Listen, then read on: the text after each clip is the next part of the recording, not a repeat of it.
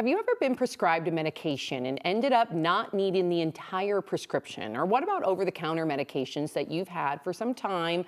Now they're expired. Either way, you're now left with the task of figuring out the best and safest way to dispose of them. That's where National Take Back Day comes in. So joining me now to talk all about the nationwide service is Dr. Melissa Miller. Thank you for being here. Thank you for having me. What an important day. I knew nothing about it, but first your title, Director of Pharmacy Services at HCA Health One Aurora. Okay, so first and foremost, I was unaware of this. I think it is brilliant that I've learned more, but please tell our viewers, what is National Take Back Day? So National Take Back Day is a partnership between the DEA and local law enforcement agencies, and it's an opportunity for the community to safely dispose of any unused or expired medications that they may have. So prescriptions that you didn't finish, prescriptions that are expired, that cabinet of things that you've picked up at the pharmacy over the years that is no longer used. So it's a safe way to get rid of all of those medications. And the DEA has locations nationwide. They do over 4,000 different drop sites.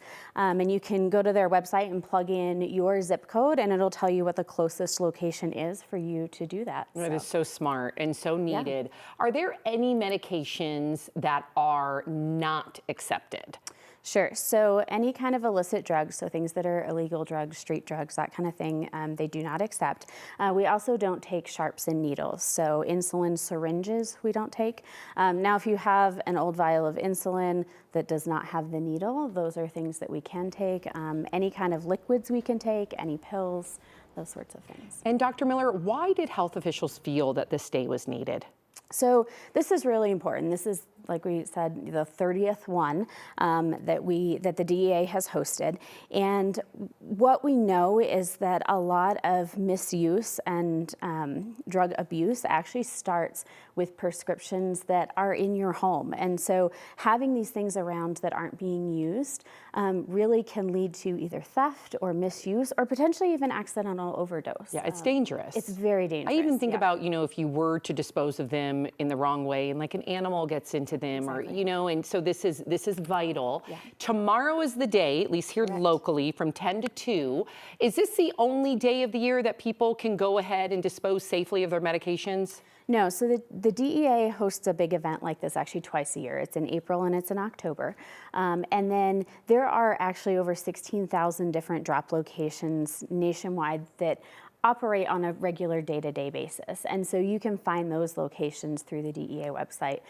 These are the big ones though, and we make it super convenient. Like the one at HCA Health One Aurora where I'll be, it's actually a drive-through location. You don't even have to get out of your car, Amazing. Which is fantastic. Yeah, we love the convenience exactly, of that. Yes. Is there, if somebody isn't able to go, even though you've made it so convenient, is there any recommendations that you can tell people at home? Maybe they're not able-bodied to even get there. What would you tell them to do with their medications right now if they're not using them or if they're expired?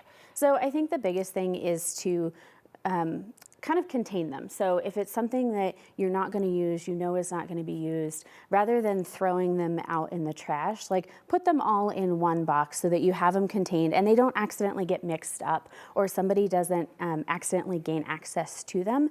And then you can make plans, whether it's with a friend or a neighbor. I've had a neighbor that has given me their stuff to take to the DEA Take Back for them because they were not able to get there themselves. So partnering with your network and your community to make that safe disposal happen. Amazing. Dr. Miller, thank you. Absolutely. And you mentioned some of those drop-off sites, so we're going to share them with you right now. To find the closest disposal site to you, you can head over to the Colorado Department of Public Health and Environment's website. So they have a map with all the locations, as Dr. Miller just said, across the state. Very convenient. And thank you again. We'll be right back. Thank you.